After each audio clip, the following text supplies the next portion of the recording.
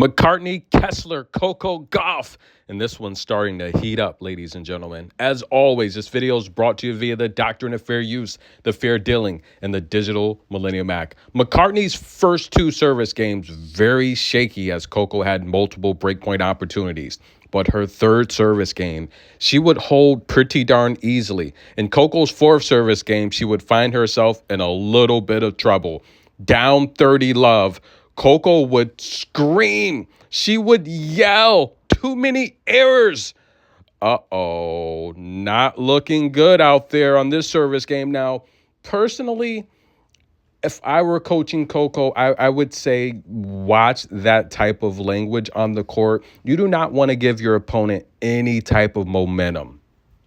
A comment like that could give someone like McCartney Kessler a little bit of drive, a little bit of extra momentum, a little bit of confidence to really play harder and to try and get that break point. Now, Coco was down love 30 on her fourth service game. She would make that statement. She yelled it loud and clear. Everyone could hear it. Too many errors. I don't know if it's you necessarily, Coco. She's playing good tennis. She's trying her heart. And look, I said this, go watch the pre-match video. Coco's such a big name. And she's got to understand this. I'm sure her coaching staff has made her well aware of this. She's going to get everyone's best, right? Take a look at, let's go back to Jody Burrage at the Australian Open, right? Jody's struggling now on the lower level. She's struggling bad. But take a look at Jody Burrage, how well she played against Coco. Coco is going to get Paula Badosa, you name it. Anyone that plays Coco, she's going to get their best because she's such a big draw. She's the face of tennis. She's the face of female athletics right now. The highest paid female athlete in the world 2 years in a row. When people play her, they're going to take their daily routine just a little bit harder, a little bit more focused. They're going to make sure they stretch an extra 10 minutes. They're going to make sure they get extra protein in their morning snack or morning meal. They're going to make sure they, practice or warm up, maybe 5 extra minutes, stretch 10 extra minutes. They're going to make sure they do everything a little bit harder, a little bit stronger to make sure they're properly prepared, extra prepared for a matchup against Coco. During the match, they're going to do everything. These forehands, a little bit more miles per hour on them, right? A little bit more focus on the serve placement. Coco's going to get everyone's best. So I would refrain from comments like that because you don't want to give your opponent who already has extra momentum. If you beat Coco, it's big. It's news. It's possibly endorsements. It's recognition. It's money. It's a lot of things that go on with that. And it's confidence. You beat the third-ranked player in the world. Aside from rankings, I got Coco as the best player in the world right now. Hands down. She beat Iga and Sabalenka the last few times out. She's won 22 of her last 26 matches, the best amongst that stretch. Coco is the best in the world right now. You beat her.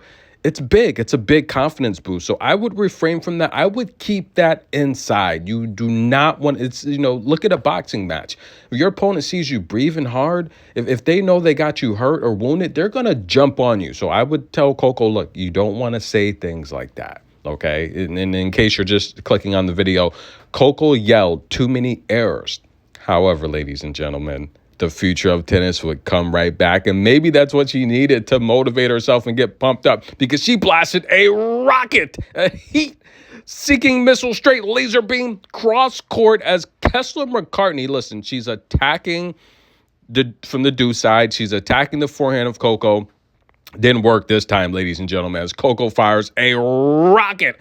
McCartney Kessler can't believe it. Heads over her shoulders. I think she's fixing her hair, but she was like, what was that? And Coco would follow it up with another one as McCartney Kessler would step in the baseline. Now, she's playing deep, long, left, right. She's trying to move Coco around. Very good shot maker. Her first service game, ladies and gentlemen. Her first serve of a first service game. 13-shot rally. We know what McCartney Kessler is going to do. We know the scouting report. A good defensive player, not necessarily the most powerful player on tour, but a lot of top spin. She's going to keep balls in play. She's very athletic. She's very tough mentally. Look, she had so many Jordan fist pumps last time out against a man. I thought she was trying out for the Chicago Bulls of 1993. That's how many Jordan fist pumps and winners she had. She averages just under 2 double faults a match. She only had 1 last match. Right now, though, I think she's trying to go a little bit too big on her serve. She's returning and finding herself on the back foot a little bit too much. And right now, Coco Gauff steps up with another forehand winner from deep, ladies and gentlemen. But we have rain on the way. A little bit concerned here. A lot of rain earlier this morning. We still got Alicia Parks to come up. We still got Svitolina versus the hard-hitting Clara Tauson to come up. But we're going to take a flashback, ladies and gentlemen, as Nooni, Bonjour, comment allez-vous, the best chair umpire on tour, hands down, comes over, talks to Coco. What do you think? Because we got some raindrops dropping on the court. Flashback, ladies and gentlemen. Indian Wells, Habino, Venus Williams. Nooni gets off of the chair, talks to Venus Williams, one of the greatest all time. I got Venus top 5, my all-time females list. That's right, guys. 16 slam finals. Are you crazy, man? She probably would have won 20 if she wasn't competing with her younger sister, Serena. Nooni gets off the chair, comes down like, Venus, you're okay to play? What do you think? Venus says, yeah, I don't want to risk it. Nooni says, I would never, such a classy man, and they suspend play. Venus Williams, guys, has anyone seen her? Has anyone seen Venus Williams? What's going on? I think it would be beautiful if Venus Williams gets a send-off at SW19 this year. I think you have to do it on grass. Serena had an amazing send-off at the U.S. Open. I want to see Venus leave the game at Wimbledon. I think that would be beautiful. Nooni, guys, one of the best to do it. And we may be suspended here. Stay tuned. Tennis in a minute. I'll keep you covered either way. Coco, McCartney, just heating up.